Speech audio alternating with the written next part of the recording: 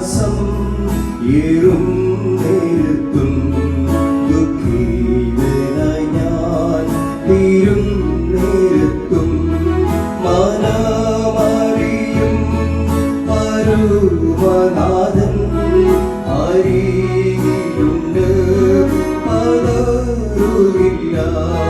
മനമറിയും പരമനാഥൻ അരികിലുണ്ട്, പതറുകില്ല.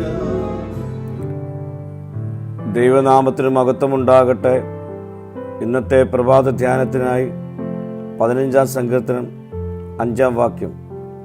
തൻ്റെ ദ്രവ്യം പലിശയ്ക്ക് കൊടുക്കാതെയും കുറ്റമില്ലാത്തവന് വിരോധമായി കൈക്കൂലി വാങ്ങാതെയും ഇരിക്കുന്നവൻ, ഇങ്ങനെ ചെയ്യുന്നവൻ ഒരു നാളും കുലുങ്ങിപ്പോകുകയില്ല. സിയോനിൽ യഹോവയോടുകൂടെ വാഴാനുള്ളവർ തൻ്റെ ദ്രവ്യം പലിശയ്ക്ക് കൊടുക്കാത്തവനും കുറ്റമില്ലാത്തവന് വിരോധമായി കൈക്കൂലി വാങ്ങാത്തവനും ആയിരിക്കണമെന്നാണ് സങ്കീർത്തനക്കാരൻ നമ്മെ ഓർമ്മിപ്പിക്കുന്നത്.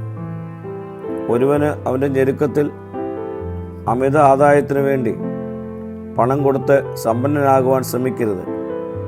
മറ്റുള്ളവൻ്റെ ആവശ്യം നമുക്ക് പണം ഉണ്ടാക്കുന്നതിനുള്ള അവസരമല്ല, പിന്നെയോ അവന് ഉപകാരം ചെയ്യുന്നതിനുള്ള അവസരമായിട്ട് നാം കാണണം.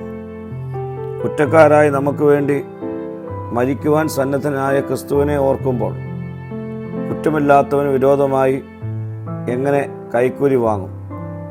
ഇവിടെ സങ്കീർത്തനക്കാരൻ ഈ സങ്കീർത്തനം അവസാനിപ്പിക്കുന്നത് ഇത് അറിയുന്നവനോ വായിക്കുന്നവനോ അല്ല, ചെയ്യുന്നവൻ ഒരു നാൾ കുലുങ്ങിപ്പോകുകയില്ല എന്ന് പറഞ്ഞുകൊണ്ടാണ്.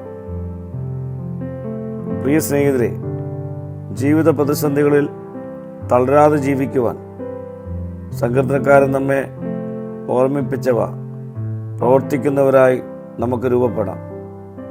പ്രാർത്ഥിക്കാം. കർത്താവേ, സിയോനിൽ ദൈവത്തോടുകൂടെ വസിക്കുവാൻ എൻ്റെ ജീവിതത്തിൽ തടസ്സമായിരിക്കുന്നവയെ കണ്ടെത്തി തിരുത്തപ്പെടുവാൻ ഇടയാക്കണമേ.